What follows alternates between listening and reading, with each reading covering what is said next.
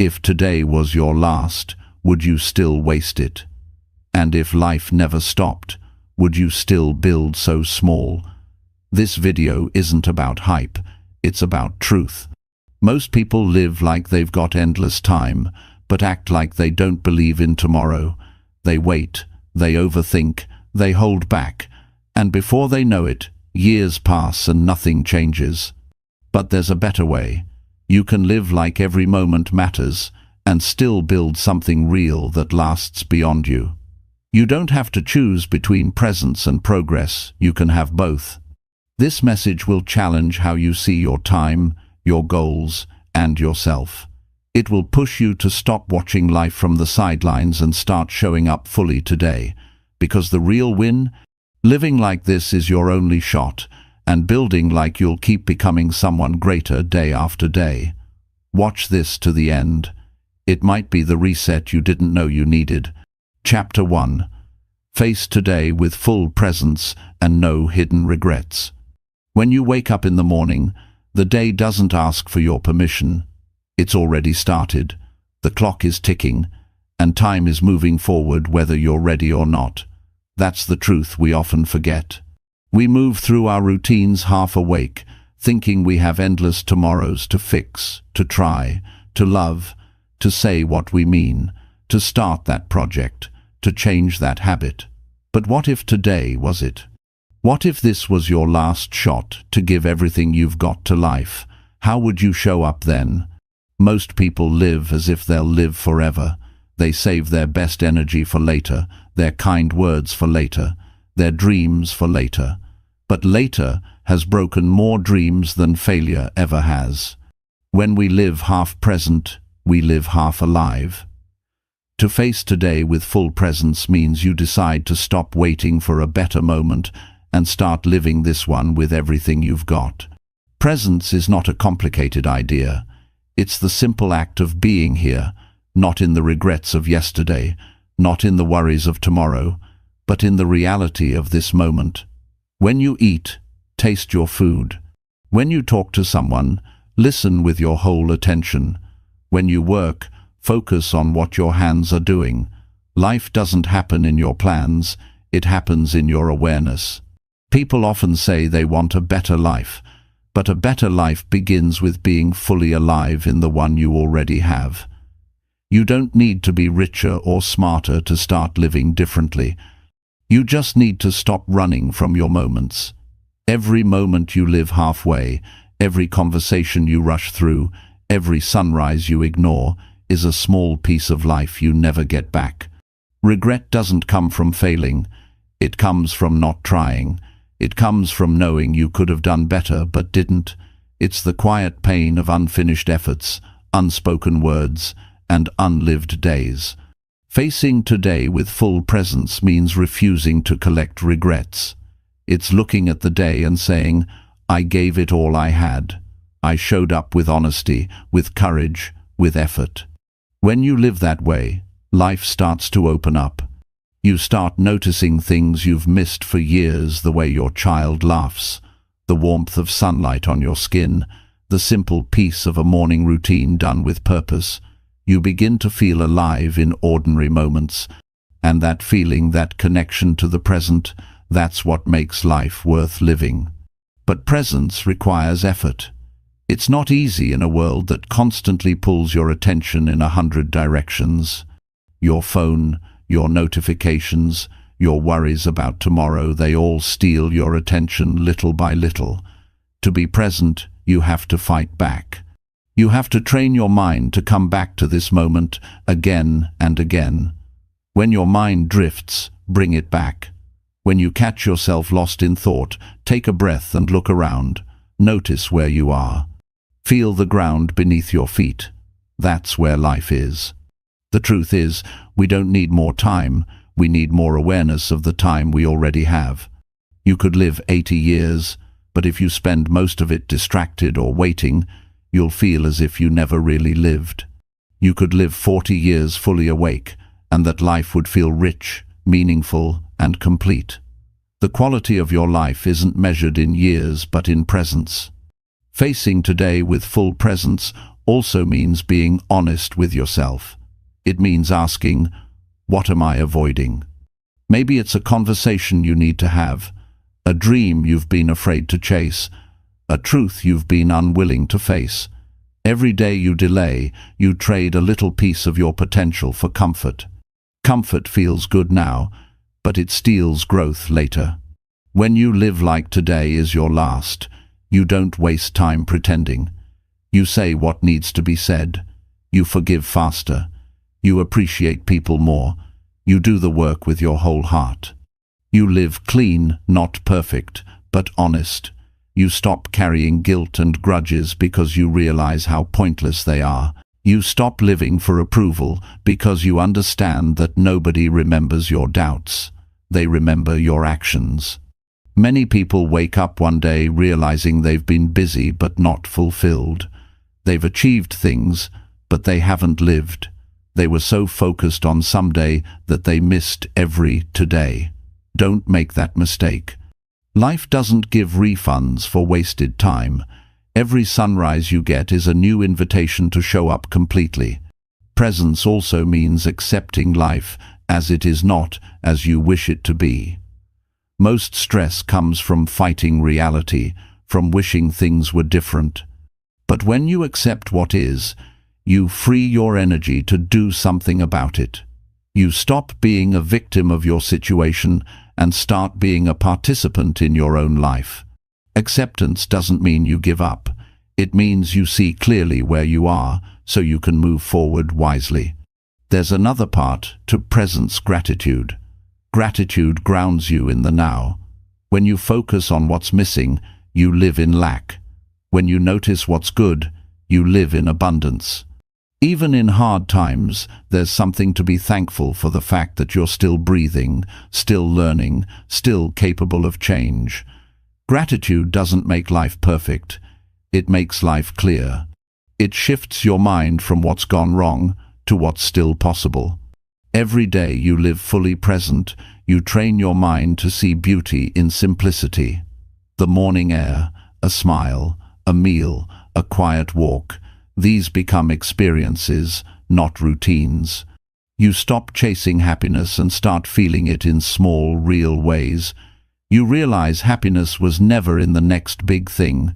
It was always in the depth of your attention. To face today with full presence, start small. When you wake up, take a moment before touching your phone. Breathe. Feel the start of a new day. Think of one thing you're grateful for. As you move through your day, give your full attention to each task. When you talk to someone, look into their eyes and really listen. When you eat, slow down and taste your food. When you work, give your best effort, not because someone's watching, but because you owe it to yourself. At night, reflect on the day. Ask yourself, did I show up today? Did I live like it mattered? If you didn't, that's okay. You get another chance tomorrow until one day you won't. And that's why this matters. See, nobody knows how many days they have left. Some people live like they'll live forever, and they end up wasting the only thing they can't replace: time. The people who live fully are not those who have the most, but those who make the most of what they have. There's a quiet power that comes from living with presence. You stop being afraid of missing out because you're fully engaged in what's in front of you. You stop envying others because you're too busy being alive in your own life. You stop rushing because you realize the only race worth winning is the one against your own potential. You can't change yesterday, and you can't live tomorrow. All you have is now: this breath, this heartbeat, this conversation, this choice. That's where your life is happening. That's where growth begins. Imagine if you lived today as if it truly mattered. You'd speak more kindly, you'd work with focus, you'd smile more, you'd forgive faster, you'd stop holding back your best self. You'd give more, love more, and complain less. You'd stop saying someday and start saying today. When you live like this, you don't just change your day, you change your life. Because every day you live with full presence adds up. It shapes your habits, your relationships, your peace. One fully lived day after another becomes a fully lived life. Presence isn't about perfection, it's about honesty. It's about showing up even when you're tired, caring even when no one notices, trying even when it's hard. It's about knowing that this moment right here, right now, is part of your legacy. Life is fragile, it's short, but it's also unbelievably beautiful when you choose to see it. You don't control how long you live, but you do control how well you live. You control whether you show up or drift through your days. You control whether you say, "I'll do it later," or "I'll do it now." So face today with full presence. Give it your heart, your focus, your attention. Speak honestly, work diligently, appreciate the people around you, feel the air in your lungs. Notice that you're alive right now. That's not small, that's everything. When you live this way, something changes inside you. You stop chasing life, and life starts meeting you halfway. You begin to feel at peace, not because everything's perfect, but because you're finally here, not in the past, not in the future, but fully in the miracle of now. That's what it means to face today with full presence and no hidden regrets. It's not a slogan, it's a way of living that gives meaning to every breath you take. It's how ordinary days turn into an extraordinary life. Because the truth is simple, this moment is your life, and it's happening right now. So give it everything you've got. Chapter 2. Calm your thoughts by trusting yourself through uncertainty. Uncertainty is the part of life that none of us can escape. No matter how carefully you plan, how much you prepare, or how strong you think you are, there will always be moments when the future feels blurry. Those moments test you. They ask you one question: do you trust yourself enough to stay calm when you can't see what's ahead? Most people panic when things go unclear. They lose patience. They start to doubt every choice they've made. But the truth is, calm doesn't come from control. Calm comes from trust. Trust that you've handled hard things before, and you'll handle them again. There are times when life will change without asking your permission. You'll face decisions where you can't be sure what the right answer is. You'll lose things you thought you needed. You'll feel the ground move under your feet. In those moments, your mind will want certainty. It will want guarantees. But life doesn't give guarantees. It gives opportunities.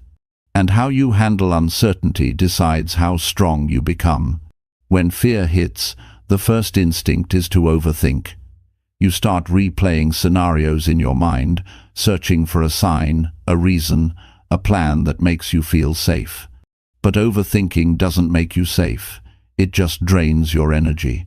You can spend hours trying to predict the future and still end up in the same place, unsure. The answer isn't in knowing everything. It's in trusting that you'll know what to do when it matters. To trust yourself, you have to remember the times you made it through before. Think back to a situation that scared you once, something you thought would break you, but somehow you got through it. You didn't have all the answers then either, but you figured it out. You found a way. That's what trust is built on: proof from your own past, that you are capable, that you can adapt, that you can learn as you go. Calm is not the absence of chaos. It's the presence of confidence. When you trust yourself, you stop trying to fight uncertainty and start moving through it. You stop asking, "What if it doesn't work?" and start saying, "I'll handle it if it doesn't." That small shift changes everything. Instead of being frozen by fear, you begin to act from faith in your own ability. People often wait for the world to feel safe before they act. They say they'll start when things settle down, when they know more, when they feel ready. But that day never comes, because life is never fully stable. Growth always comes with risk. The people who move forward aren't the ones who know everything. They're the ones who trust that they can learn whatever's required. You can't calm your thoughts by trying to silence them. You calm them by grounding yourself in truth. The truth that you've faced change before. The truth that fear doesn't mean stop it, means pay attention. The truth that uncertainty is not danger, it's possibility. Every breakthrough, every success, every life change you've admired came from someone who stepped forward not knowing how it would end. Start by talking to yourself with honesty. When your mind spins with worry, don't feed it with panic. Tell yourself, I don't have to know everything right now. I just need to trust myself enough to take the next step. You don't climb a mountain in one jump. You take it one step at a time, trusting that each move will reveal the next. The mind always wants control because control feels safe. But control is an illusion. The more you try to control everything, the more anxious you become. The only real control you have is how you respond. You can't control the weather, but you can carry an umbrella. You can't control other people, but you can control your attitude. You can't control the future, but you can control your choices right now. When you focus on what you can control, your thoughts begin to quiet. Another key to calmness is to keep your environment in order. Chaos outside fuels chaos inside. When your space is cluttered, your mind feels heavier. Clean your surroundings, organize what you can. The act of creating order reminds your brain that you have power over something. It's not about perfection, it's about restoring a sense of stability. It also helps to slow down. When life feels uncertain, the natural response is to rush to fix everything fast, to find answers quickly. But speed fuels anxiety. Slowing down gives your mind time to breathe. When things feel like they're falling apart, pause. Breathe deeply. Look around. Ask yourself, what's the next small thing I can do right now? That single act grounds you in the present, and from the present, you can think clearly. Trusting yourself is built through action. You can't think your way into confidence. You earn it by doing. Every time you make a decision and stand by it, even when you're unsure, you strengthen your trust muscle. Every time you take responsibility instead of blaming others, you build belief in your own power. The more you practice, the stronger that trust becomes. There will always be noise, opinions, doubts, fears. People will question your path. Some will try to make you doubt yourself.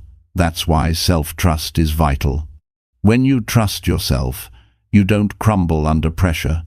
You listen, you evaluate, and you choose your direction with calm clarity. You stop needing approval because your own approval becomes enough. Remember, calm doesn't mean nothing bothers you. It means things bother you less because you believe in your ability to handle them. Life will test that belief. You'll have days when everything feels uncertain, when plans fall apart, when you're unsure what's next. On those days, remind yourself, you've been through hard things before, and you're still here. You're wiser, stronger, and more capable than you give yourself credit for. You can create small practices to strengthen that inner calm. Start your day with silence. Before reaching for your phone, take a few minutes to breathe and notice how you feel. Write down one thing you're grateful for and one thing you're ready to face today. That act of acknowledgement builds awareness. Throughout the day, when anxiety rises, return to your breath. Slow, deep breathing signals your brain that you are safe. Another powerful habit is journaling through uncertainty. When your mind is full of worries, put them on paper. Writing helps you separate facts from fears. You start to see that many of your thoughts are just predictions, not truths. This awareness reduces their power. Once your worries are visible, you can focus on what's real and what you can actually do about it. Surround yourself with calm energy. Spend time with people who bring you peace, not panic. The company you keep shapes your mindset. Listen to voices that encourage growth, not fear. Protect your mental space the same way you'd protect your home. You decide what enters. The process of trusting yourself also means forgiving yourself. You won't always get things right. You'll make mistakes, miss chances, say the wrong thing, or choose a path that doesn't work out. That doesn't mean you can't trust yourself. It means you're human. Self-trust grows when you stop punishing yourself for being imperfect and start learning from every experience. Calmness through uncertainty isn't built overnight. It's built each time you choose patience over panic, reflection over reaction, progress over perfection. Every small win counts. When you stay calm, your mind opens. You begin to see solutions that fear would have hidden. You begin to think clearly, act wisely, and lead yourself with confidence. When things feel uncertain, remind yourself that uncertainty is not a sign of failure, it's a sign of movement. It means you're growing, stretching beyond comfort, stepping into the unknown where growth happens. You can't evolve while holding on to guarantees. Every meaningful change begins with a moment of not knowing. There's peace that comes from trusting that life unfolds as it should. You may not understand every challenge while you're in it, but someday you'll look back and see why it had to happen that way. The people you met, the lessons you learned, the strength you discovered, they'll all make sense. You can relax into that truth even before you see the full picture. No one avoids uncertainty. The difference between people who break under it and those who rise through it is the relationship they have with themselves. If you build trust with yourself, you'll always have a steady center no matter what happens around you. So, when the future feels unclear, stop running from the feeling. Stand still for a moment. Breathe. Remind yourself that you've faced the unknown before. Tell yourself, I can handle this. Then take one step forward. That's how you calm your thoughts, not by escaping uncertainty, but by walking through it with faith in yourself. When you start living that way, uncertainty loses its power. You stop seeing it as a threat and start seeing it as a chance to grow. You stop fearing change and start working with it. You realize that no matter what happens, you'll adjust, you'll learn, and you'll continue. That's the strength of true calmness. It doesn't come from everything being certain, it comes from knowing that you'll be okay even when it's not. And that's the kind of calm that lasts. It's not the calm that depends on quiet conditions. It's the calm that survives the storm. It's the peace that says, whatever comes next, I trust myself to face it. When you reach that point, life becomes lighter. You still face challenges, but you don't crumble. You still feel fear, but it doesn't control you. You stop waiting for life to be easy and start becoming strong enough to meet it as it is. That is the real power of trusting yourself through uncertainty. It's not arrogance. It's not pretending you know everything. It's choosing to believe that no matter what happens, you will respond with courage, wisdom, and grace. That's how you calm your thoughts. That's how you grow stronger. That's how you move forward, even when you can't see what's ahead. Chapter 3. Grow real confidence by doing what you said you would. Confidence is not something you are born with. It's not a gift life hands out to a lucky few. Confidence is built. It's earned. It grows every time you keep your word to yourself. Real confidence doesn't come from compliments or achievements. It comes from knowing deep down that when you say you'll do something, you actually follow through. That's where strength begins.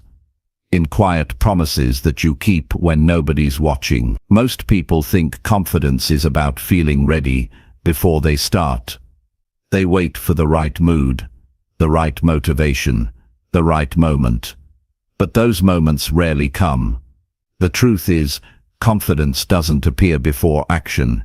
It grows after action. You become confident by doing. Every time you take action, no matter how small, you prove to yourself that you can count on you. That's how you build trust with yourself. And self-trust is the foundation of confidence. Think about the people you admire, the ones who walk with assurance, speak clearly, and seem grounded. They weren't born that way. They've simply practiced doing what they said they would. Over time, that consistency created a quiet inner strength. They don't need to talk about their confidence because it shows in how they move, decide, and act. When you break promises to yourself, you weaken that foundation. Each time you say you'll start tomorrow and don't, your mind takes note. It remembers. It begins to question you. Soon, when you make new commitments, that little voice in your head says, "You've said this before." That doubt doesn't come from other people. It comes from the evidence you've given yourself. But when you keep your word, that same voice starts to say, "I can trust myself. I finish what I start." That's the moment your confidence begins to grow root. Doing what you said you would isn't about perfection. You're not expected to succeed at everything you attempt. What matters is effort and follow through. When you commit to waking up early and actually do it, even once, you build self-respect. When you say you'll work out and show up despite not wanting to, you strengthen discipline. When you promise to be kind and hold your tongue instead of reacting, you grow maturity. Every kept promise adds a small brick to your inner structure. Over time, that structure becomes unshakable. Confidence isn't loud. It's quiet and consistent. It's found in the small actions repeated daily, not in big declarations made once in a while.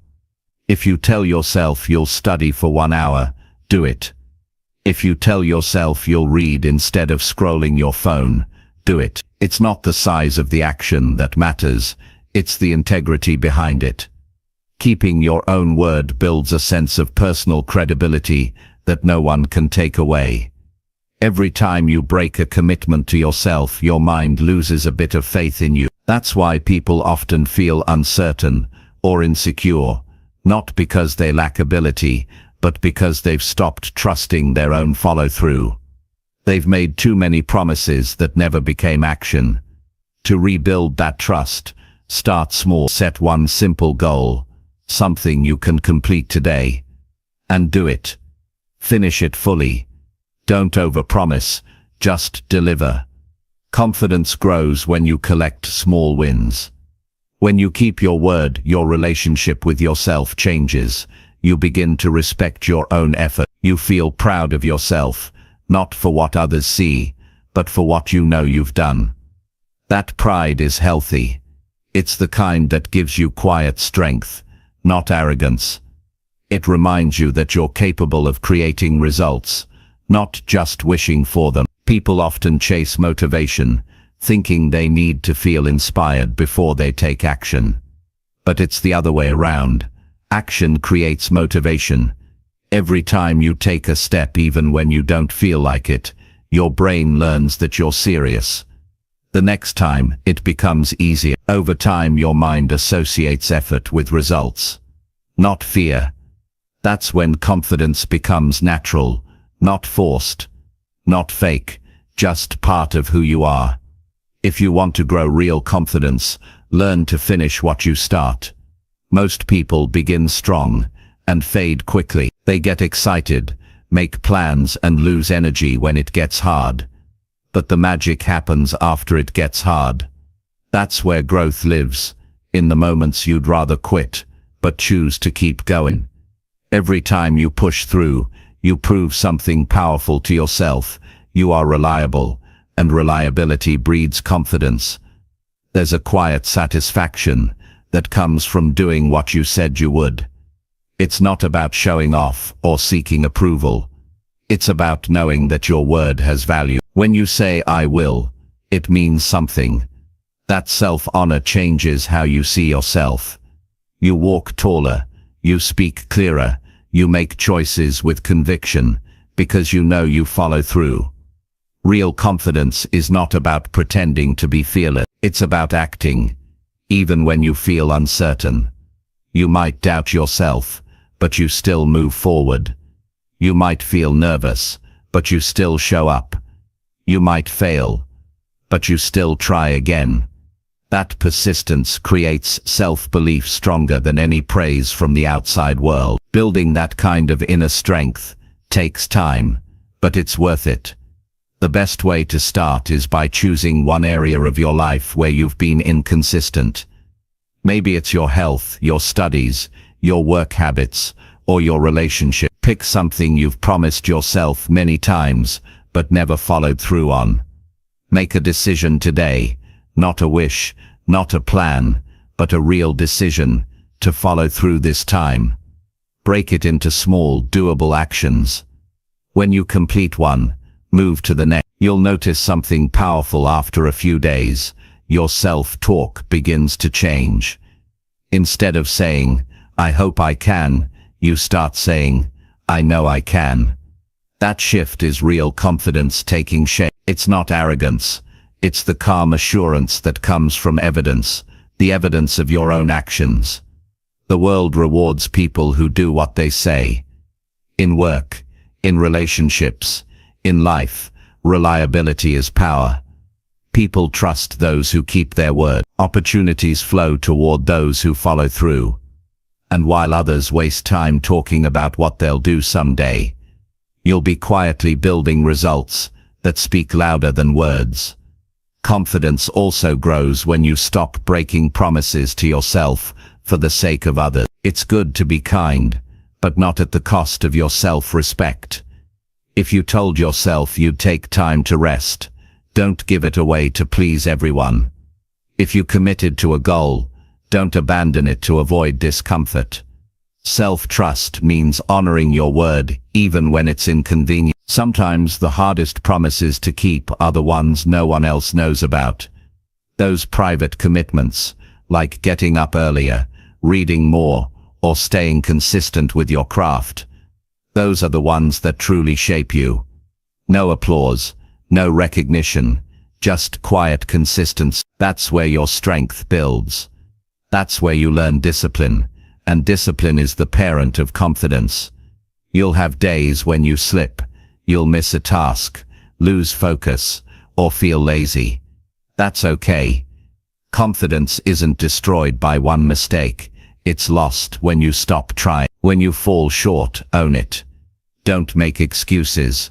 Don't deny it. Acknowledge it, adjust, and start again immediately. The faster you recover, the stronger your trust in yourself grows. Think about this. If someone you care about broke promises to you over and over, you'd stop trusting them. You'd pull back, stop believing their words. The same thing happens internally. Your mind starts doubting you when your actions don't match your intentions. But just as trust can be rebuilt in relationships, it can be rebuilt within you. It begins with consistency, one small kept promise at a time. Real confidence doesn't need to shout. It shows up in how you handle challenges, how you treat people, and how you manage your emotions. It's visible in your posture, your tone, your patience. It's the quiet assurance that says, "I'll be okay, because I can depend on myself." You might not control outcomes, but you can control your effort. You might not always succeed, but you can always show up. Each act of follow-through reinforces the message, "I do what I say." That message becomes part of your identity, and when you see yourself as someone who follows through, your confidence stops depending on results. It becomes stable, rooted, and lasting. To grow this kind of confidence, stop trying to impress others. Start impressing yourself. Do the work not for applause, but for integrity. Success feels different when you know you've earned it through discipline and honesty. There's peace in that. Peace that can't be shaken by opinions or circumstances. Every strong, confident person you see has walked through seasons of doubt. What separates them is not talent or luck. It's their decision to keep their word to themselves. They built confidence the long way, through consistent effort, daily discipline, and relentless self-respect. If you want to feel proud of yourself, stop waiting for perfect results and start collecting evidence of effort. Do what you said you would. Finish what you start. Hold yourself accountable when no one else does. Over time you'll feel a deep shift, a sense of control, of pride, of inner power that can't be faked. Confidence is not a show, it's a reputation you build with yourself. You can't fake it for long, but you can grow it, day by day, through action. Each promise kept is another layer of belief. Each goal completed is another piece of evidence. And soon, you stop asking, "Can I?" because you already know you can.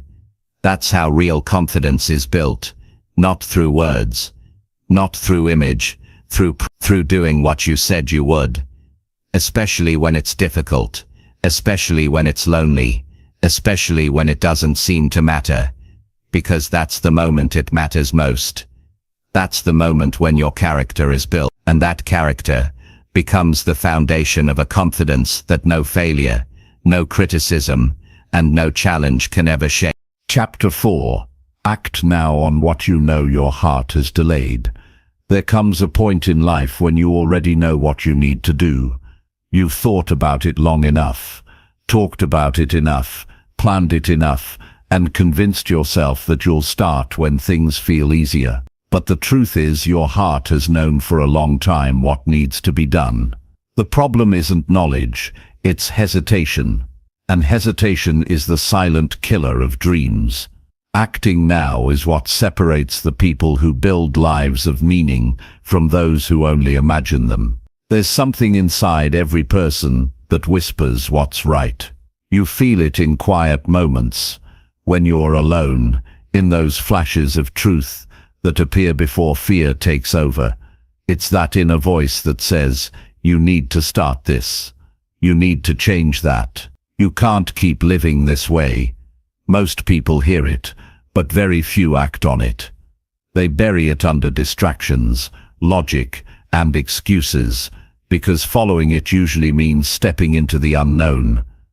But that voice is never wrong. It's your heart speaking before your mind finds reasons not to listen. When you delay what you already know, you create internal conflict. You carry an invisible weight. You tell yourself you're waiting for the right time, but deep down you know time won't solve the problem. Action will. Each day you postpone, you lose a little confidence in yourself. The heart gets quieter, and the mind gets louder. You start to believe your own excuses, but the ache of unfulfilled potential never truly leaves. It lingers until you finally do what you've always known you must. People wait for motivation, thinking it will push them forward. But motivation doesn't appear while you're standing still. It grows from movement. The act of beginning creates its own energy. The longer you sit in hesitation, the heavier it feels to move. But the moment you take that first small action, even the smallest one, the weight begins to lift. Suddenly, life starts responding. New paths appear, new strength shows up, and you realize that you never needed to feel ready. You just needed to start. Everyone has a dream or a goal that's been sitting in the back of their mind. It might be writing a book, starting a business, having an honest conversation, leaving a toxic situation, or changing a habit that's been hurting them. You've told yourself you'll do it someday, but someday is not a date on the calendar.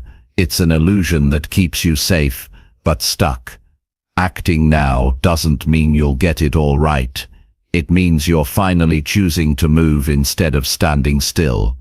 Action brings clarity. Thinking only brings noise. The more you overthink, the less you do, and the less you do, the more confused you become. But when you act, you start to see what works and what doesn't. You get feedback from life. You learn faster in 1 week of doing than in 1 year of waiting. That's why acting now is powerful. It transforms uncertainty into experience. There's a moment in every person's life when waiting becomes more painful than trying. You wake up one day and realize you've been repeating the same thoughts, the same fears, the same excuses, and nothing has changed. That's the moment to act. Because what's truly frightening is not failing, it's living a life where you never even tried. Fear will always try to hold you back. It will tell you that you're not ready, that the timing isn't right, that you don't have enough skill or experience. But fear doesn't go away before you start. It fades only when you start. Action is the antidote to fear. Every time you take a step forward, fear loses a little control over you, and soon, what once scared you becomes something you handle with ease. You can't wait for confidence before you act. Confidence comes from doing, not from thinking. Every new skill, every new step begins with discomfort. You have to be willing to look foolish before you can become good. You have to risk being misunderstood before you can express your truth. You have to take the leap before you see the bridge. That's how growth works. There's a cost to delay that most people don't notice until it's too late. When you ignore what your heart keeps telling you, you begin to feel restless. You lose energy. You start to fill your days with things that don't matter, just to avoid the discomfort of knowing you're not doing what you should. It shows up as irritability, frustration, or even boredom. You're not tired because life is hard. You're tired because you're living below your potential. Action gives your life direction. It turns feelings into results. It turns hope into movement. When you take even one small step toward what matters, something changes inside you. You stop feeling like a spectator in your own life and start feeling like the creator of it. You take ownership, and that ownership gives you strength that no amount of waiting could ever provide. Think about something you've been putting off, something that keeps resurfacing in your mind. Ask yourself what would happen if you acted on it today. Not next week, not when you have more time, not when you feel ready. Today. What's one action you can take right now to move it forward? The hardest part of change is not the process, it's the first step. Once you begin, everything after becomes easier. You don't have to make giant moves, you just have to begin.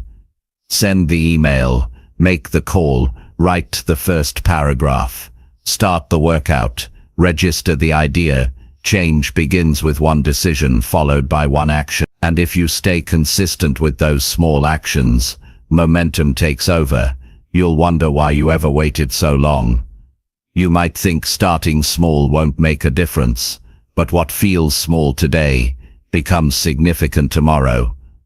One small decision can alter your entire direction. One brave moment can rewrite your story. The people who achieve meaningful change are not the ones who waited for perfect timing. They're the ones who acted in imperfect conditions and improved along the way. Your heart always knows before your mind catches up. It knows when something in your life no longer fits. It knows when it's time to move forward. You can ignore it for a while, but not forever. Because when you ignore what's true, life starts to push you.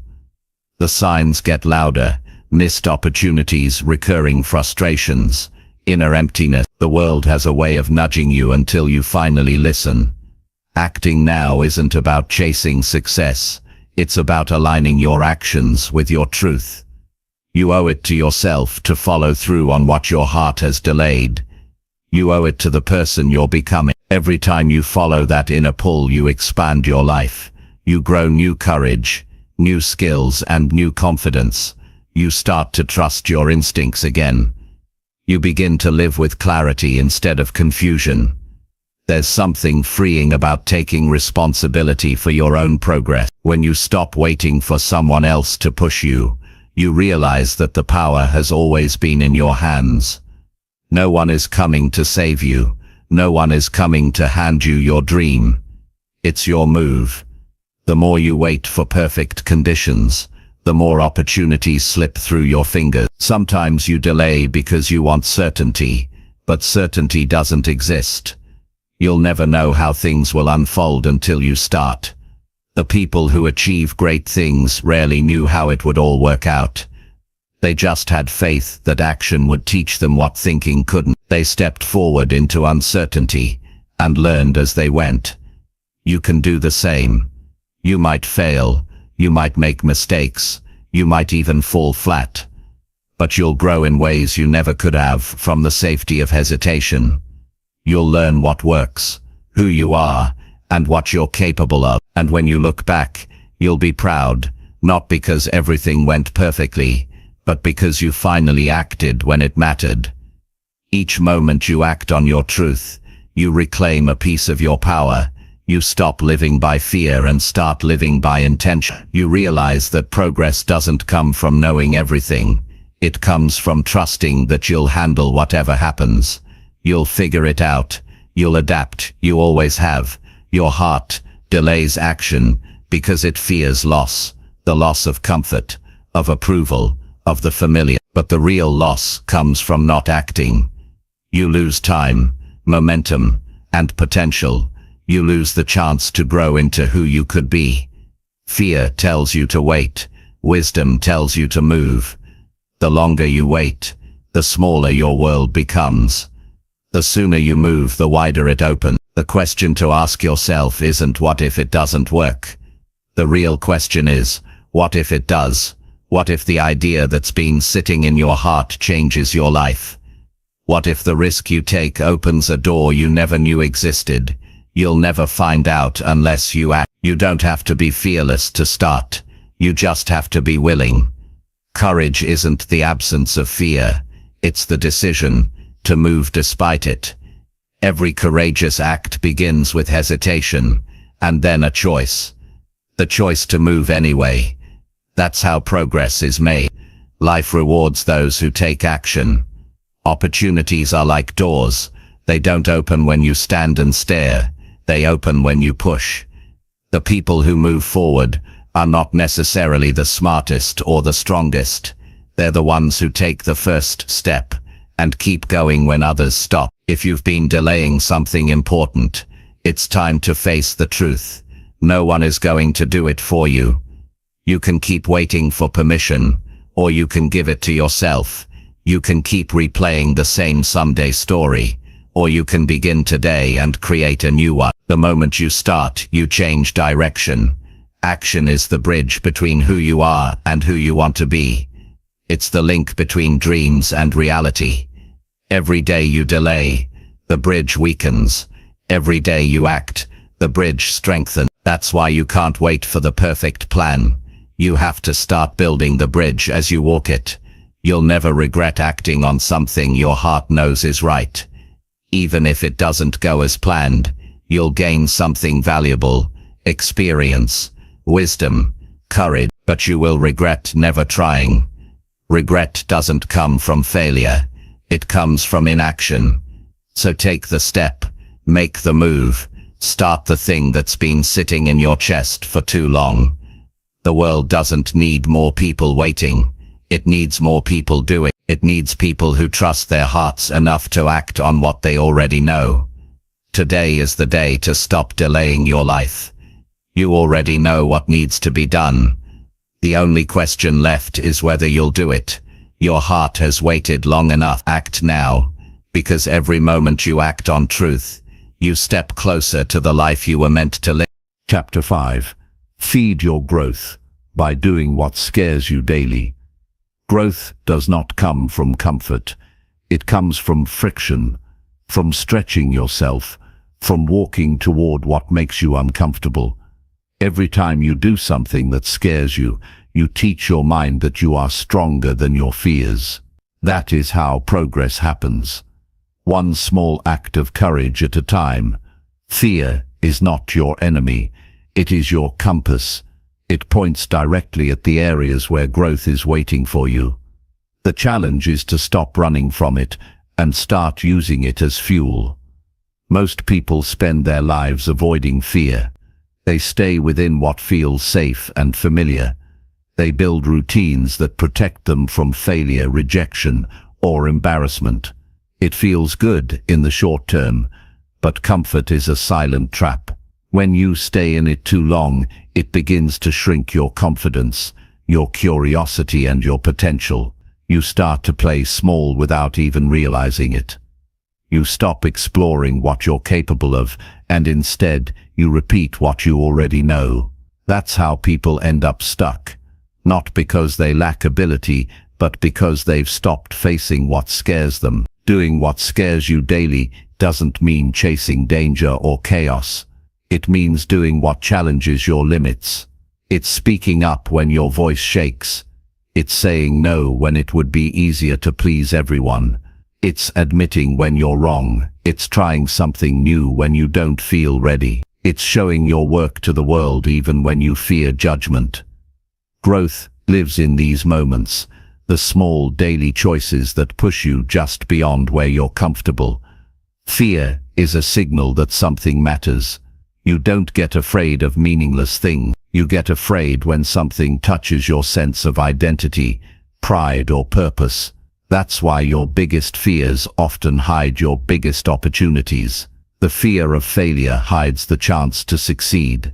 The fear of rejection hides the chance to connect deeply. The fear of not being enough hides the chance to discover your worth. When you face these fears, you break their illusion of power.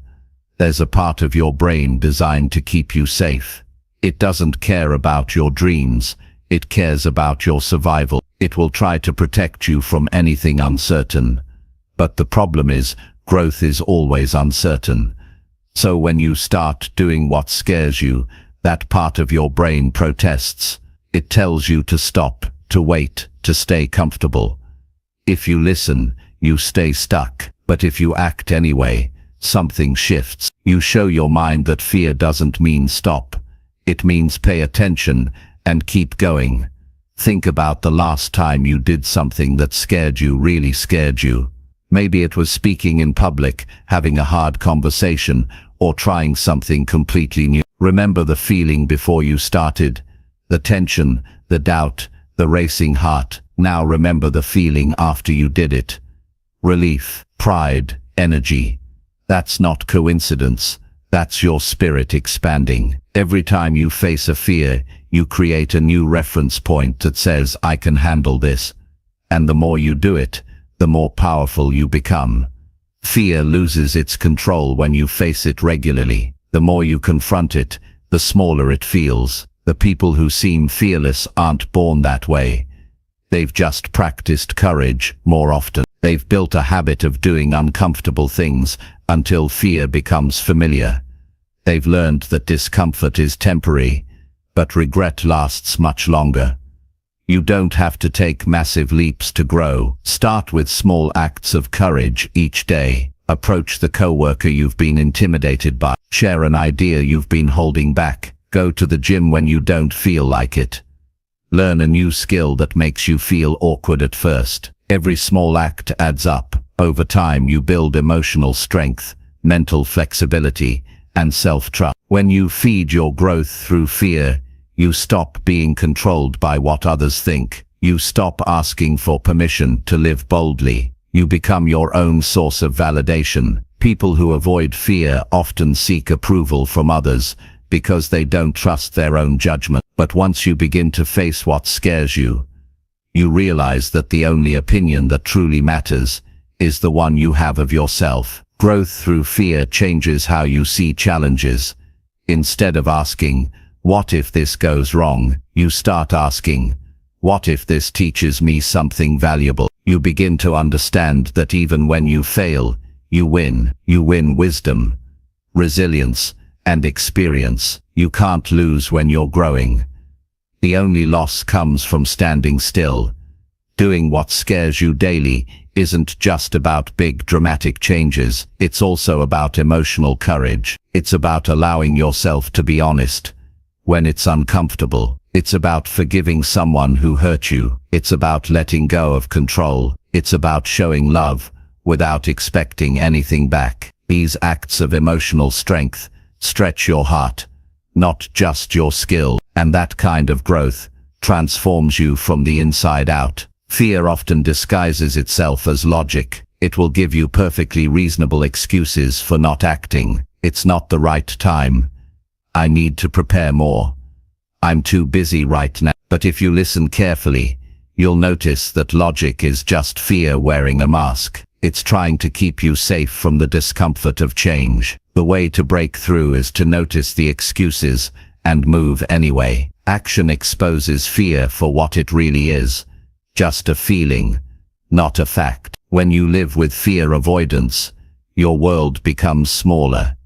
You stop meeting new people because social situations make you anxious. You avoid new opportunities because they might not work out. You hold back ideas because you don't want to look foolish. Each avoidance might seem harmless, but together they build walls around your potential. When you start doing what scares you, those walls begin to crumble. You expand your comfort zone, and life expands with. Growth is not about feeling brave all the time. It's about acting brave when you don't feel it. The fear never disappears completely. It just becomes a sign that you're moving in the right direction. If something scares you, it usually means it matters. Use that fear as guidance. Let it point you toward the next area of growth. Each morning, ask yourself one simple question. What can I do today that scares me a little? Maybe it's trying something you've never done before. Maybe it's being more assertive in a situation you've avoided. Maybe it's expressing your opinion honestly. Make it a daily practice. Courage, like a muscle, grows stronger the more you use it. Facing fear daily also builds humility. It reminds you that you're always learning, always growing. It keeps you from getting complacent. When you challenge yourself regularly, you become adaptable. You stop being afraid of change because you've learned to move with it. That adaptability becomes one of your greatest strengths in a world that never stays. Sometimes doing what scares you means taking responsibility for your own happiness. It's easy to blame circumstances, luck, or other people for why things aren't better, but it takes real courage to look in the mirror and say, if I want change, I have to create it. That level of honesty can be uncomfortable, but it's the starting point of every transformation. When you start feeding your growth with fear, you develop a different relationship with failure. You begin to see it not as an ending, but as information. Failure is not proof of inadequacy. It's feedback that guides your next move. People who grow fast aren't the ones who avoid mistakes. They're the ones who use them as teachers. Every time you stretch beyond your limits, your identity expands. You stop seeing yourself as the person who can't, and start seeing yourself as the person who can try, learn, and improve. You realize that courage doesn't make life easier. It makes you stronger. The fear doesn't vanish, but it becomes smaller compared to your capacity to handle it. Fear thrives in silence. When you ignore it, it grows stronger. When you talk about it, examine it, and face it, it weakens. You don't have to hide your fears. You just have to stop letting them dictate your choices. Acknowledging them is the first step toward mastering them. Living this way brings a quiet sense of power. You start to feel proud of your growth. You start to enjoy discomfort because you know what it brings. You stop needing everything to be easy. You stop running from challenge and start seeking it out. You realize that the best parts of life are often on the other side of fear. Fear will always be there, but you don't have to let it drive. Let it ride along. Let it whisper its doubts, then act anyway. Every action you take in the presence of fear builds self-respect. You start to see yourself as capable, brave, and determined. That's how confidence becomes unshakable, by proving to yourself daily that fear cannot stop you. If you want to grow faster than ever before, make fear your daily teacher. Every time you feel afraid, ask yourself, what is this fear trying to teach me? It might be telling you to prepare better, to take a new path, to express your truth, or to step up to a bigger challenge. Fear is not punishment. It's information. Use it wisely. The truth is, you don't grow by avoiding discomfort. You grow by walking through it. The life you want is on the other side of fear, and the bridge to get there is built by daily acts of courage. You don't have to do something massive every day. You just have to do something that stretches you. Step into a new space. Speak your truth. Take that risk. Make that call, say that no, or say that yes. Growth is not about perfection. It's about progress. The only way to keep growing is to keep facing what challenges you. The moment you stop doing that, you stop evolving. So feed your growth every day by doing the things that scare you, not because you want to suffer, but because you want to expand. Because every time you do, you become more alive, more capable, and more unstoppable than you were the day before. That's what feeding your growth really means. It means choosing courage over comfort again and again. It means walking toward fear until fear becomes familiar. It means waking up each day, knowing that no matter what happens, you will face it, learn from it, and grow through it. That's how you build a life that keeps rising. That's how you become the kind of person who never stops expanding. And that's how you feed your growth, not once in a while, but every single day. Chapter 6. Protect your peace and say no when it feels right. Peace is not just the absence of noise or conflict. It is a state of balance that lives inside you. It is that quiet space where your mind can breathe and your heart can rest. But in a world that constantly demands attention, peace does not protect itself. You have to protect it. You have to learn to guard your energy, your focus, and your emotional well-being like they are sacred. Because they are. The more you grow, the more you will realize that peace is not found in more, it's found in less. Less chaos, fewer distractions, fewer unnecessary obligations, and most importantly, fewer yeses given out of guilt or fear. Saying no is one of the hardest things you'll ever learn to do. Yet it's one of the most important. From a young age, you're taught to please, to fit in, to be agreeable. You grow up thinking that saying yes makes you kind, and saying no makes you selfish. But that's not true. Every time you say yes to something that drains you, you are saying no to something that could build you. Every unnecessary yes steals a piece of your focus, your joy, your freedom. Protecting your peace means being honest about what matters to you. It means checking in with yourself. Before you commit, it's pausing to ask, do I really want this? Does this align with what I need right now? Most people skip that question because they fear disappointing others. But when you live your life trying to please everyone, you end up betraying yourself. And nothing destroys peace faster than self-betrayal. The truth is, not everything deserves your time, not every opportunity, not every invitation, not every conversation needs your energy. There's power in walking away from what drains you, even if it doesn't make sense to others. You don't owe anyone an explanation for protecting your mental and emotional space. Peace grows when boundaries are clear. Boundaries are not walls, they are lines of respect. They remind you where you end and where the world begins. Without them, people will take as much as you allow. Not because they are bad, but because that's human nature. People test limits. It's your job to define yours. Saying no is not rejection, it's protection. You can't create a peaceful life while living in constant obligation.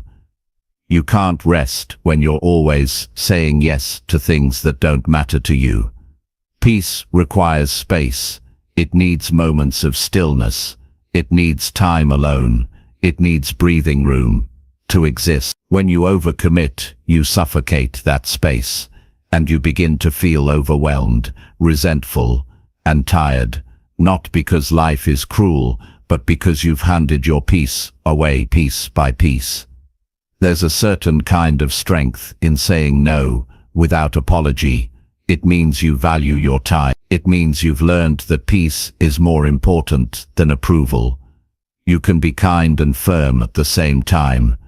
You can care for people without carrying their weight. Maturity is learning that you are not responsible for keeping everyone happy. Your responsibility is to live in a way that keeps you healthy, focused, and fulfilled. Many people fear that saying no will make others think less of them. But the opposite is true. When you set boundaries, you teach people how to treat you. The more consistent you are with your limits, the more respect you earn. People might resist at first, especially if they've been used to your constant yes. But in time, they'll learn that your no is a sign of self-respect, not rejection. Peace also means walking away from conversations that go nowhere, from arguments that drain your energy, and from relationships that no longer grow you. You can't heal in the same environment that hurt you. Protecting your peace sometimes means loving people from a distance. You can care without constantly engaging. You can forgive without reconnecting. You don't have to explain your peace to anyone. The more you try to justify your decisions, the more you hand away the control you're trying to reclaim. Your peace is your responsibility. No one else will guard it for you. The world will always ask for more time, more energy, more attention. It's up to you to decide how much you can give without losing yourself. Saying no is not a rejection of others. It's an affirmation of your priority. It's choosing what truly matters over what merely appears urgent. The more you practice it, the easier it becomes. Start small. The next time you feel that hesitation before agreeing to something, pause. Ask yourself if this commitment brings peace or pressure. If it brings pressure, honor that feeling and choose no. That moment of discomfort is temporary, but the peace that follows is lasting. Peace is also about the company you keep. Surround yourself with people who bring calm instead of chaos. Be around those who respect your boundaries and support your growth. You don't need to explain your limits to people who understand you. They'll naturally honor them. But if someone consistently crosses them, that's not love. That's control. Protecting your peace sometimes means letting go of those who thrive on drama or negativity. When you stop trying to please everyone, you discover a deeper joy. You find that your energy returns. You start sleeping better, thinking clearer, feeling lighter. That's what peace does. It restores you. You begin to notice the small pleasures again. Quiet mornings, meaningful conversations, simple moments of gratitude. Peace brings you back to yourself, but peace doesn't come automatically. It requires discipline. It requires saying no to gossip, to comparison, to distractions, to habits that keep you stuck. It means turning off your phone for an hour. It means choosing solitude over noise. It means focusing on what you can control and releasing what you can't. When you stop fighting everything outside of you, you finally find stillness inside of you. Protecting your peace also means being mindful of what you consume. Not just food, but information, entertainment, and conversations. Everything you allow into your mind shapes your mood and your energy. If you constantly feed your mind with negativity, you can't expect peace to grow. Choose wisely. Feed your thoughts with truth, hope, and inspiration. There's another layer to this, learning to say no to your own impulses. Sometimes the enemy of peace isn't outside of you, it's within you. It's the part that says yes to instant gratification, to unnecessary drama, to overthinking, to worry. Self-discipline is one of the highest forms of self-care. It's choosing long-term peace over short-term pleasure. You will disappoint people when you start protecting your peace, and that's okay. You're not responsible for other people's comfort when it costs you your calm. Peace doesn't mean avoiding responsibility. It means honoring your limits. It means doing what's right, not what's easy. It means being okay with people misunderstanding you, because you finally understand yourself. There's a certain beauty in a peaceful life. It's not loud or dramatic. It's calm, steady, and clear. It's waking up without dread. It's going to bed without resentment. It's handling challenges without falling apart. It's the freedom of knowing that your well-being doesn't depend on others. It depends on your choices. Saying no when it feels right is one of the most powerful forms of self-love. It's a declaration that you value your time, your energy, and your inner balance. It's not about being cold. It's about being conscious. It's recognizing that every yes comes with a cost, and that peace is too valuable to trade for approval. You don't owe everyone your presence, your energy, or your attention. You owe yourself the peace of living with authenticity. You owe yourself the quiet joy of saying yes, only when it truly aligns with who you are.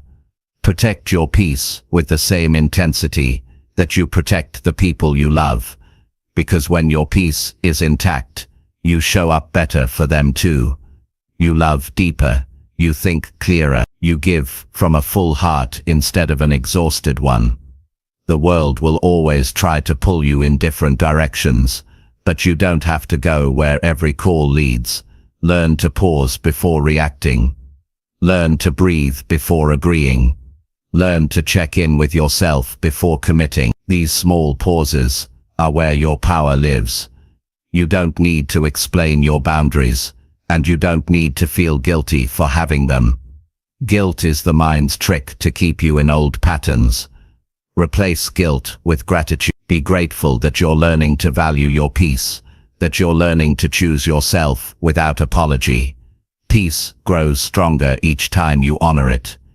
Each time you say no when it feels right, you build a life that feels lighter, freer, and more authentic. You stop chasing chaos and start building calm. You begin to realize that peace is not something you find at the end of the road. It's something you protect along the way. And that protection begins with a simple, powerful word, no. Not out of anger, not out of pride, but out of love for your time, your energy, and your life. Because when you protect your peace, you protect everything that allows you to grow, love, and live full. Chapter 7. Create routines that make you stronger, even on hard days. Strength is not built on the good days. It's built on the hard ones. The days when your motivation is low, your mood is off, and nothing seems to work the way you planned. Those are the days that test your foundation, and that foundation is your routine. Anyone can perform well when life is easy, but real strength comes from consistency when it's difficult. The difference between people who progress and those who fall back is not talent, luck, or even passion. It's structure. It's the small habits repeated every single day, no matter how you feel, that shape who you become. A strong routine doesn't exist to control your life. It exists to anchor it. It keeps you steady when emotions shift, when problems arise, and when chaos knocks on your door. Life is unpredictable. You can't always control your circumstances, but you can control how you start and end each day. Routines are your personal stability system. They remind your mind and body that you are still in charge, even when the world around you feels uncertain. Most people rely on motivation to act. They wait until they feel ready. But motivation is unreliable. It comes and goes like the weather. Discipline, on the other hand, is stable. Discipline grows from structure, from habits that don't require thinking, only doing.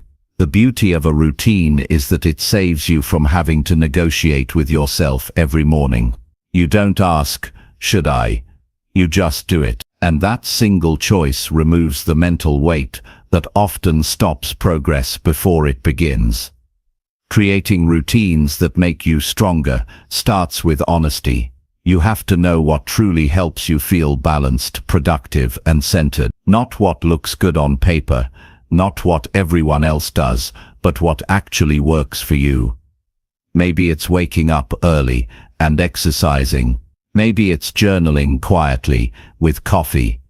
Maybe it's reading for 15 minutes before bed. The content of your routine doesn't matter as much as your commitment to it. What matters is that it supports your growth and gives your day structure even when life feels heavy. Routines don't have to be complex. In fact, simplicity is what makes them effective. The most powerful routines are the ones you can follow even when everything else feels out of control. When you're tired, overwhelmed, or distracted, complicated plans fall apart. Simple ones hold you together. A short workout, a 5-minute reflection, a healthy breakfast, a quick cleanup, small, repeatable actions that remind you that you are still showing up for yourself. You don't build strength by doing everything right once. You build it by doing the right things repeatedly. Routines turn your values into actions. If you value health, movement must become part of your day. If you value learning, you read or listen to something that stretches your mind. If you value peace, you take time to disconnect from noise. Each habit is a reflection of what you want to build in yourself. Hard days expose the quality of your routines. When life feels heavy, you don't rise to your goals, you fall to your systems. That's why your systems must be strong enough to carry you through fatigue, stress, and disappointment. A solid routine keeps you moving when your emotions would rather stop you. It reminds you that progress doesn't require perfection, it only requires persistence. Think about the way you start your morning. The first hour sets the tone for the rest of your day. If you begin scattered, checking messages, scrolling through distractions, rushing out the door, you invite chaos into your mind before you've even begun. But if you start with intention, a moment of silence, a bit of movement, a clear plan, you take control of the day before it takes control of you. You send a message to yourself that you lead your life, not the other way around. On hard days, routines give you something to hold on to. When motivation disappears, your habits take over. You might not feel like exercising, but if it's part of your daily rhythm, you'll do it anyway. You might not feel like reflecting, but if you've built that into your routine, it happens naturally. And once you begin, momentum often follows. The act of doing, even when it's difficult, reignites energy that thinking never could. Routines also help manage your emotions. When life feels uncertain, structure provides calm. It's not about rigid control, it's about predictability in a world that's always changing. When you know what your day looks like, even in broad strokes, you reduce anxiety and decision fatigue. You free mental energy for creativity and problem solving. You stop reacting to life and start directing it. The key is to build routines that fit your current season of life. What works for one person or one stage may not fit another. Be flexible. Adjust when needed, but don't abandon the habit of consistency. If your mornings change, build structure into your evenings. If your work hours shift, find new rituals that ground you. The form can evolve, but the commitment to order should remain. Creating a strong routine also means designing for recovery. Strength is not just about effort, it's about balance. Include moments of rest in your structure. Time to recharge mentally, emotionally, and physically. Without rest, even the best routines lead to burnout. Growth requires cycles of exertion and renewal. Rest is not laziness, it's maintenance. It's what keeps your system sustainable long-term. Routines protect you from emotional impulsiveness. When you have structure, you make fewer decisions based on temporary feelings. You eat better because your meals are planned. You work more effectively because you've set aside focused time. You think clearer because you've created moments of stillness. Without routines, every choice becomes a battle between what you want now and what you want most. But when habits take over, the right choices happen almost automatically. Your routines also communicate something powerful to your mind, that you can rely on yourself. When you show up every day, no matter how small the task, you build trust with yourself. That trust becomes resilience. On the days when life throws challenges your way, that inner trust whispers, "I can handle." That's how consistency becomes confidence. Not from perfection, but from proof. It's easy to underestimate the power of small repeated actions. People often dismiss them because they seem too simple to matter. But simplicity is what allows consistency. 5 minutes of daily focus is better than 1 hour once a week. 10 push-ups every morning will do more for your strength than a random gym visit once a month. Routines compound. Over weeks and months, small actions accumulate into powerful results. Some days your routine will feel effortless. Other days it will feel like work. Those difficult days are the most important ones to stay consistent. They're where mental toughness is built. When you keep showing up, you teach yourself that effort matters more than mood. You stop being ruled by how you feel and start being guided by what you've chosen. That's freedom. The ability to act independent of your emotions. To create routines that make you stronger, focus on what truly sustains you. Ask yourself, what habits make me feel alive, stable and capable? What actions improve my energy and mindset, even when the world feels heavy? Start there. Design your routine around nourishment, not punishment. The goal isn't to force yourself, it's to build a life that supports your strength naturally. Avoid perfectionism. Routines are tools, not prison. You don't have to follow them flawlessly to benefit. Missing a day doesn't erase progress. What matters is returning. The strength of your routine is measured, not by how perfectly you follow it, but by how quickly you return to it when life knocks you off track. Flexibility and persistence can coexist. Your evenings matter just as much as your mornings. Ending your day with order prepares your mind for rest and clarity. Reflect on your day. Ask what worked, what drained you, and what you can improve tomorrow. Simple. Acts like preparing for the next morning, writing down 3 wins, or expressing gratitude shift your mindset from exhaustion to satisfaction. That emotional reset helps you start strong again. Routines are not about controlling every moment. They are about creating rhythm in a world full of noise. They teach your mind to move with purpose instead of reacting to chaos. They help you focus on progress, not perfection. They remind you that you are responsible for the energy you bring to your day. Over time, routines turn into identity. You stop saying "I'm trying to be consistent" and start saying "this is who I am." You become the kind of person who takes care of their health, who plans ahead, who finishes what they start. And when hard days come, and they always do, your habits carry you through like muscle memory. You don't crumble because you've already built the discipline to stand. Strong routines make life simpler, not stricter. They give you the freedom to focus on what truly matters. They create space for creativity because your basics are already taken care of. They help you show up with strength, even when motivation fades. If you want to build lasting resilience, don't wait for the perfect time to start. Begin now. Choose one area of your life and create a simple habit that supports your growth. Keep it small enough to sustain but meaningful enough to matter. Protect that habit fiercely. Guard it from excuses, from laziness, from doubt. Because once your routine becomes part of you, life can shake you, but it cannot break you. The truth is, everyone faces hard days.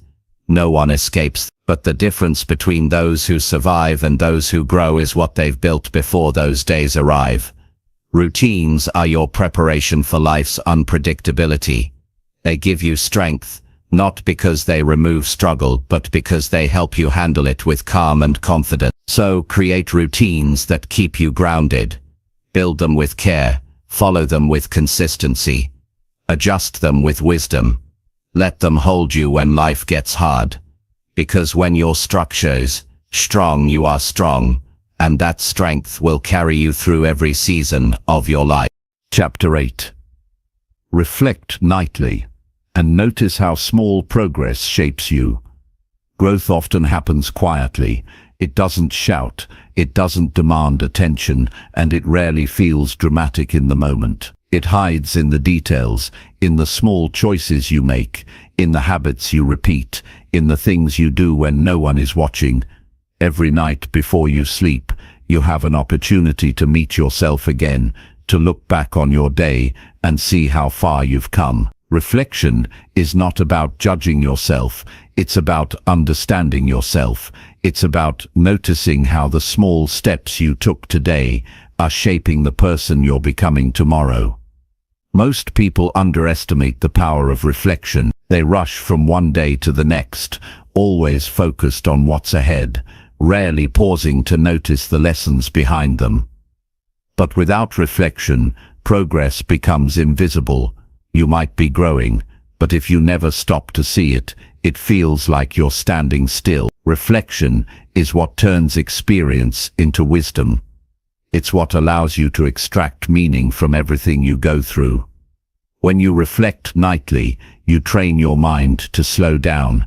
You shift from reacting to your day to learning from it. You begin to see patterns, what gave you energy, what trained you, what made you proud, and what you can do better tomorrow. That awareness is where self-improvement truly begins. Because you can't change what you don't notice. Small progress often goes unseen because it doesn't feel like much. You might have gone for a short walk instead of skipping it. You might have read a few pages of a book. You might have chosen to stay calm in a situation that once triggered you. Those moments may seem insignificant, but they're not. Each one is a small deposit into your growth account. Over time, those deposits compound, and suddenly you realize you've changed, not because of one grand decision, but because of hundreds of small ones made consistently. Reflection helps you notice those subtle wins. It reminds you that growth isn't a straight line, it's a gradual climb. Some days you'll feel strong, others you'll feel tired, but every day holds some kind of progress if you look closely enough. When you reflect, you start to recognize the difference between motion and meaning. You stop chasing perfection and start appreciating effort. The best time to reflect is at night, when the world quiets down and you can hear your thoughts clearly. You don't need an elaborate process. All you need is a few minutes of honesty. Ask yourself simple questions. What did I do well today? What did I learn? Where did I hold back? What am I grateful for right now? These questions pull your focus toward awareness, not judgment. Reflection is not about listing what went wrong. It's about understanding why things happened the way they did. Maybe you lost focus because you didn't rest enough. Maybe you felt unmotivated because you're chasing goals that don't truly matter to you. When you see the pattern, you gain power over it. You begin to adjust intentionally instead of drifting aimlessly. You'll also find that reflection builds gratitude. When you pause at night to review your day, you start to see moments of good that you would have otherwise missed. A kind gesture, a deep conversation, a small success that made you smile. Gratitude sharpens your vision. It teaches your mind to look for what's working instead of only noticing what's lacking. That shift alone can transform your emotional state. Reflecting nightly also improves your relationship with yourself. You stop being a stranger to your own thoughts. You get to know your strengths, your struggles, and your patterns. You begin to see yourself as someone who is learning, not failing. That self-acceptance creates confidence because you realize that every experience, even the hard ones, is shaping you into someone wiser. Small progress rarely feels satisfying in the moment because your brain is wired to chase big results. You want visible change, fast wins, immediate transformation. But real growth doesn't work that way. It builds slowly, layer by layer, like bricks forming a wall. Reflection helps you appreciate those layers. It reminds you that success is not about massive leaps, but steady steps. On days when you feel stuck, reflection becomes your proof that you're still moving. You might look back and realize that even though you didn't achieve something grand, you showed discipline, patience, or courage. That awareness keeps you motivated. It tells you, I'm not where I want to be yet, but I'm not where I used to be either. That's progress. Consistency is what makes reflection powerful. The more you do it, the more natural it becomes. You start noticing growth in real time. You begin to understand that change isn't an event, it's a process happening every day. Reflection turns that process into something tangible. It turns chaos into clarity. It's easy to go through life without stopping. People fill their days with noise, with distractions, with endless tasks. They don't pause because pausing forces them to face themselves. But facing yourself is where real strength begins. When you reflect nightly, you give yourself permission to be human, to acknowledge effort, to admit mistakes, to learn without shame. You stop expecting perfection and start embracing progress. Reflection also deepens purpose. When you see how your actions align or don't align with your goals, you start living more intentionally. You stop doing things out of habit and start doing them with meaning. You become aware of how your small actions are shaping your future, and that awareness changes your behavior. The act of reflecting nightly also improves sleep. When you process your day consciously, your mind doesn't carry unspoken worries into the night. You release the mental clutter before rest. You let go of unfinished thoughts and find peace knowing you've done your best for today. Sleep becomes more restorative because your mind is clear. There's something sacred about the quiet moments before sleep. It's a time to return to yourself, to check in with your inner life.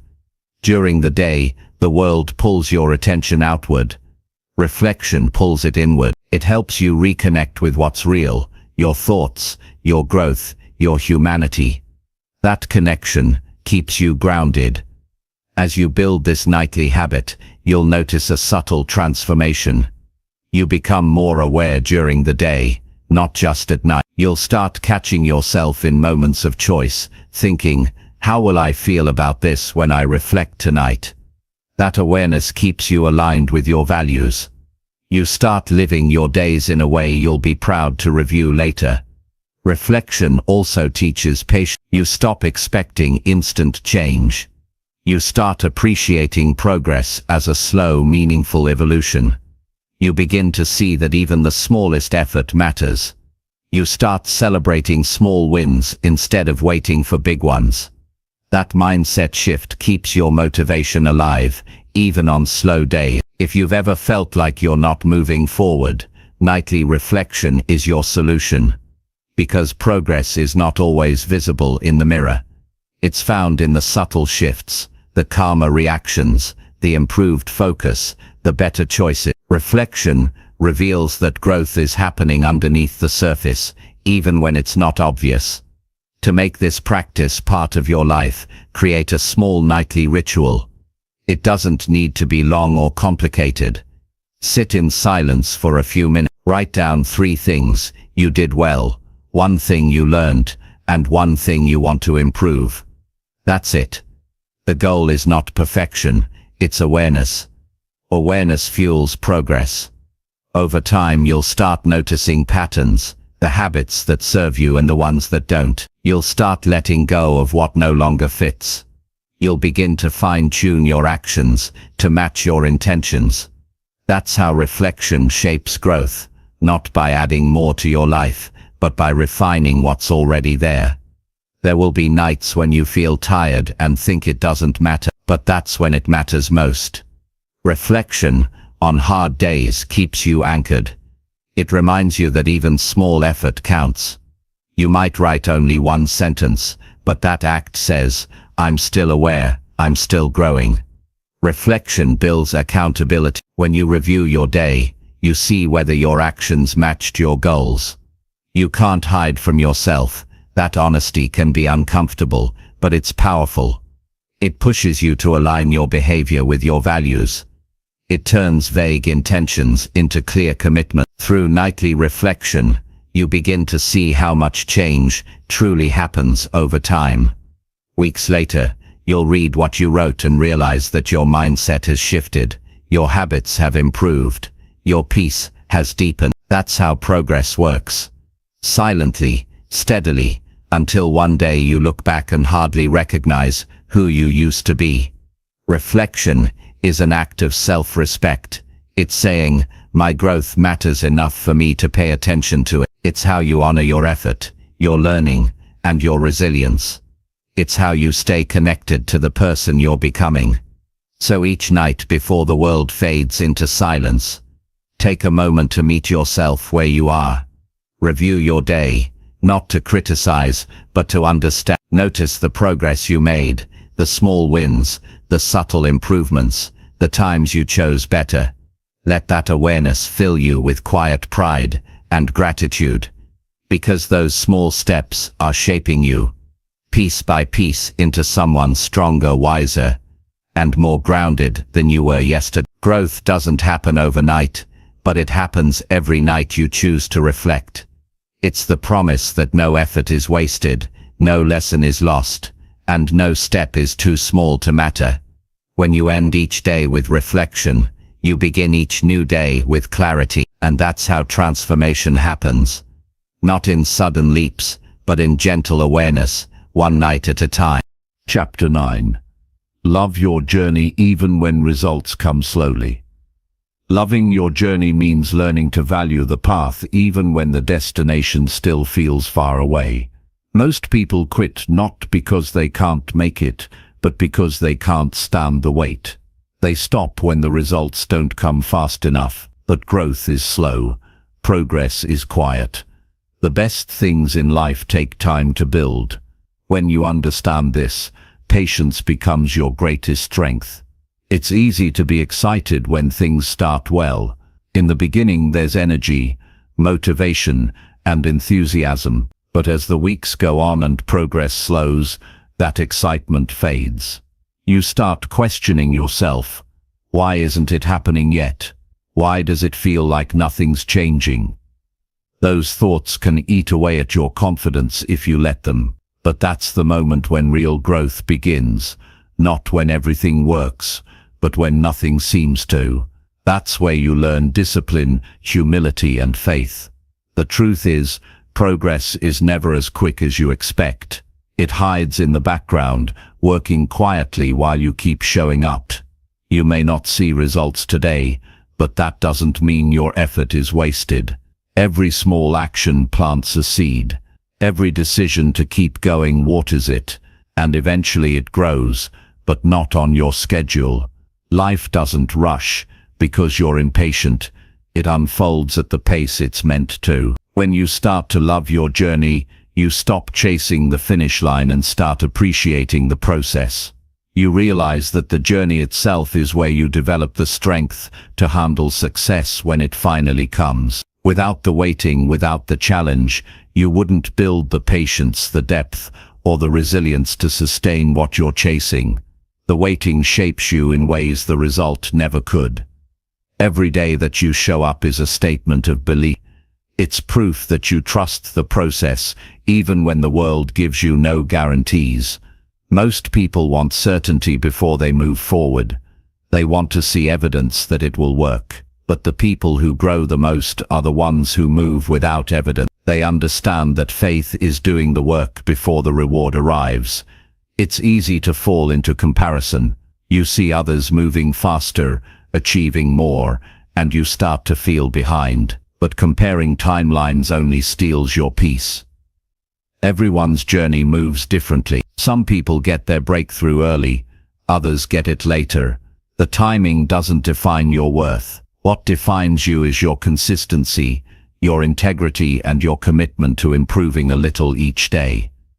If you can love your journey when progress is invisible, you'll never lose your power, because progress doesn't disappear, it just hides beneath the surface. Think of all the unseen moments, the nights you stayed disciplined, the days you pushed through resistance, the quiet times you chose to learn instead of quit. Those moments are invisible to others, but they're building something inside you that no one can take away.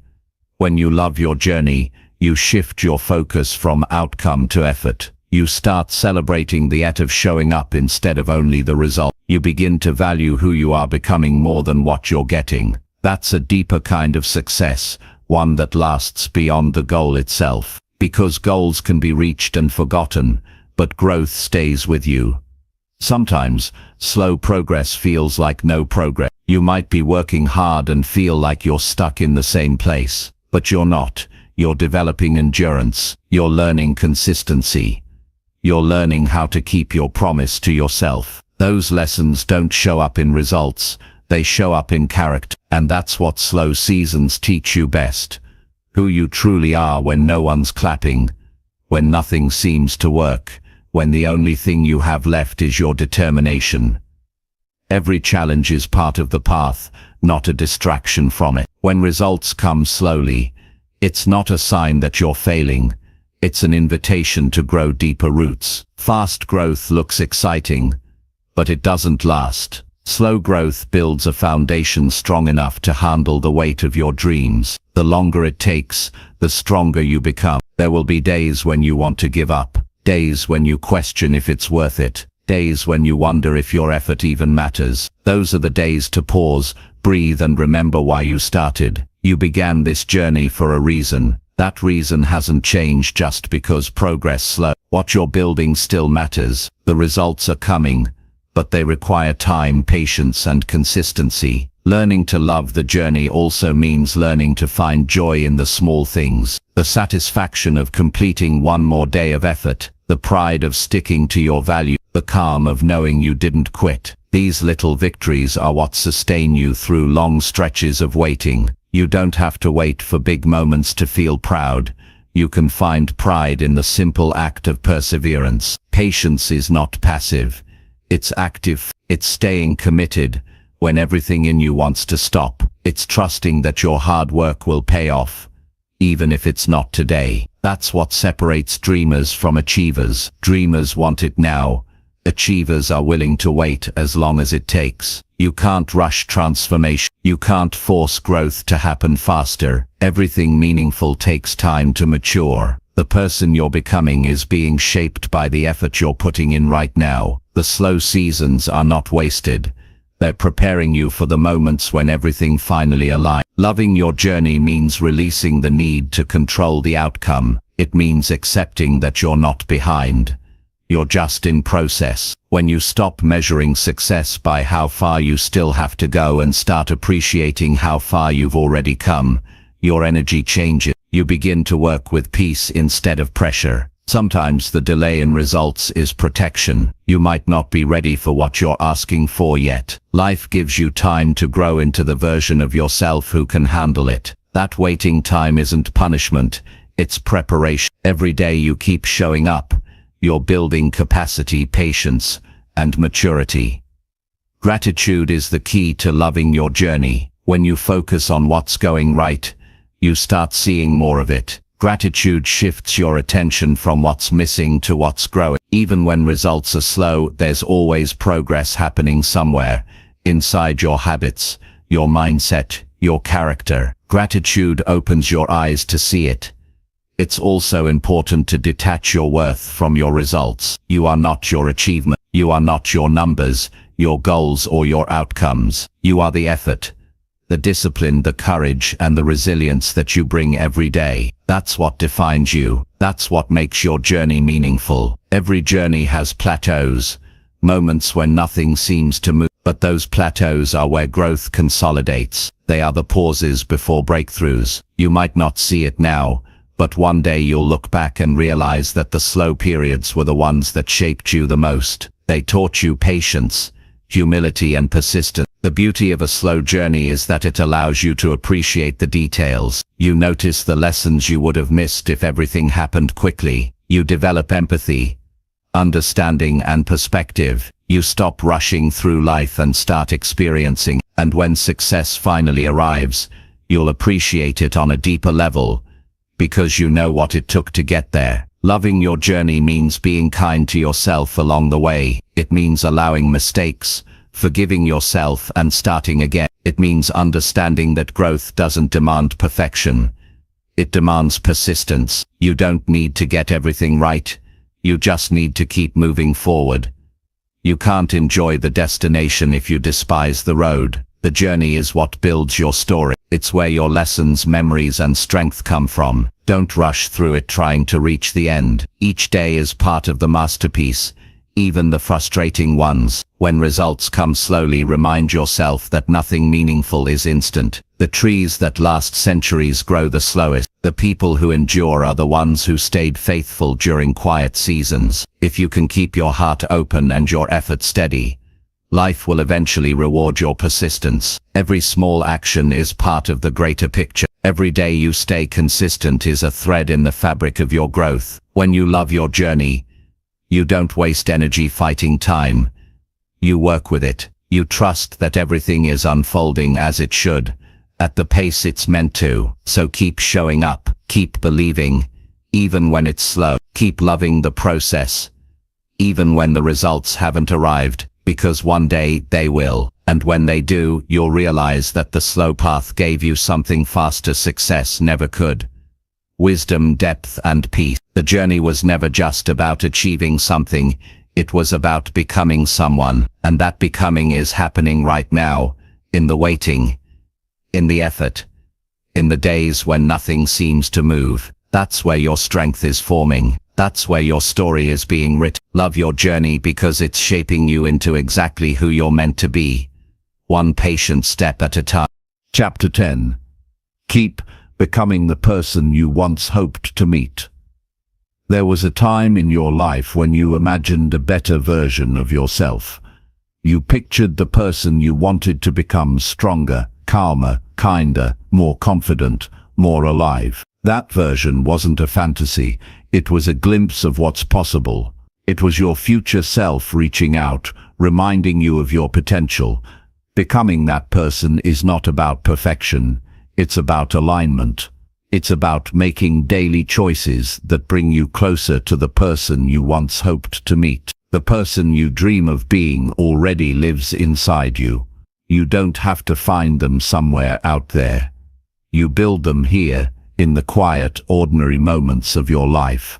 Every thought, decision, and action is a vote for who you're becoming. Each time you choose discipline over distraction, compassion over bitterness, growth over comfort, you are shaping that version of yourself. The process is subtle, but it's powerful. Change doesn't happen in a single moment of clarity. It happens in thousands of small moments of courage. At some point you have to stop admiring the idea of your potential and start acting on it. You have to become the kind of person you respect, the kind who follows through, who keeps promises, who doesn't hide behind excuses, the kind who takes responsibility for their energy, their mindset, and their growth. That's what it means to become the person you once hoped to meet.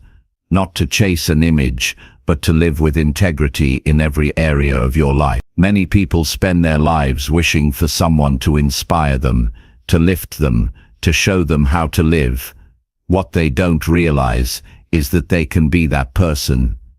You don't need to wait for someone to motivate you. You can become your own example. You can build habits that you'd admire in others. You can carry yourself with the strength, kindness, and discipline that once seemed out of reach. You can become the person your younger self needed. When you were younger, you had dreams that felt pure and possible. You didn't overthink. You believed that life could be better and that you could become someone great. Somewhere along the way, That belief faded under the weight of doubt, fear, and disappointment. But that younger version of you is still waiting. They're not gone, they're just quiet. They're watching, hoping you'll take another step toward the life you once imagined. Becoming that person doesn't mean you'll never struggle. It means you'll stop giving up when it gets hard. It means you'll face challenges with maturity and courage. It means you'll make peace with imperfection and still keep moving forward. Growth doesn't mean eliminating flaws, it means growing through them. The person you hope to meet isn't perfect, they're real. They've learned to embrace the lessons that pain taught them. To keep becoming that person, you have to stay connected to your values. Ask yourself often, what kind of human do I want to be? Do I act in ways that reflect honesty, compassion, and discipline? Do I treat others the way I'd want to be treated? Do I live in a way that would make my future self proud? These questions keep you aligned. They remind you that your evolution isn't accidental, it's intentional. Change is rarely comfortable. It requires giving up old habits, old environments, and sometimes even old versions of yourself. But every time you let go of what no longer serves you, you make room for who you're meant to become. The person you're building doesn't live in the past, they live in the present choices you make today. Becoming the person you once hoped to meet also means living by principles, not moods. You can't build your best self on temporary emotions. Some days you'll feel tired. Some days you'll feel uncertain. But those days matter most because they test your consistency. The person you're becoming shows up even when it's inconvenient. They don't wait for motivation, they build momentum. There's a certain peace that comes from knowing you're living in alignment with your potential. You start feeling lighter, more grounded. You stop pretending and start being. You no longer need validation because you're living in truth. You stop chasing approval and start focusing on contribution. You realize that the version of you that you admired wasn't someone extraordinary. It was simply you, without excuses. Think about the qualities of the person you once hoped to become.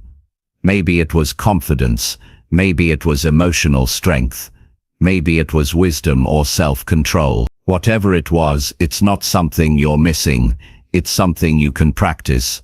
Confidence grows when you keep promises to yourself.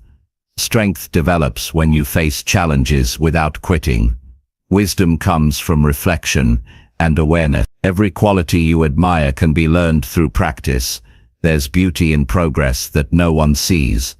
Most of the growth that truly matters happens privately. It happens in the quiet moments, when you choose not to react, when you choose to listen instead of argue, when you choose patience over anger. Those small choices add up. The person you're becoming is not formed in big dramatic events.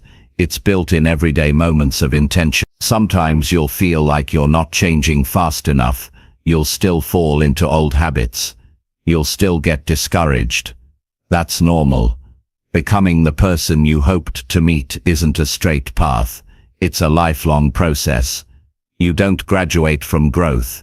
You keep evolving. Every time you fall, you rise with a bit more wisdom. Every setback adds depth to your strength. It's easy to get distracted by what the world celebrates: status, recognition, speed. But the person you once hoped to meet wasn't chasing those things. They were focused on becoming whole, not famous, fulfilled, not flashy. The journey is inward. The external rewards will come, but they'll never matter as much as the quiet satisfaction of knowing you're living as the best version of yourself. Becoming that person also means learning to forgive your past self. You can't evolve if you're carrying guilt and regret for who you used to be. The person you were did the best they could with what they knew. Forgive them. They got you here. The lessons you learned from your mistakes are part of your growth. Forgiveness frees your energy for transformation. To keep becoming your best self, you must remain curious. Never assume you've arrived. Keep learning. Keep questioning. Keep refining. Growth dies when complacency takes over. The person you once admired didn't stop learning when things got comfortable. They kept reaching higher. Stay a student of life. Let humility guide you toward deeper understanding. As you evolve, you'll notice your environment shifting too. The people, habits and routines that once fit might not anymore. Don't fight that change. It's natural. Growth often means outgrowing. The person you're becoming will attract new experiences and relationships that match your higher standards. That's not loss, that's alignment. It's important to stay connected to your humanity. The person you hope to become isn't emotionless or invincible. They feel deeply. They make mistakes. They love fully. They just don't let fear or ego control their life. Becoming your best self is not about removing flaws. It's about mastering your responses.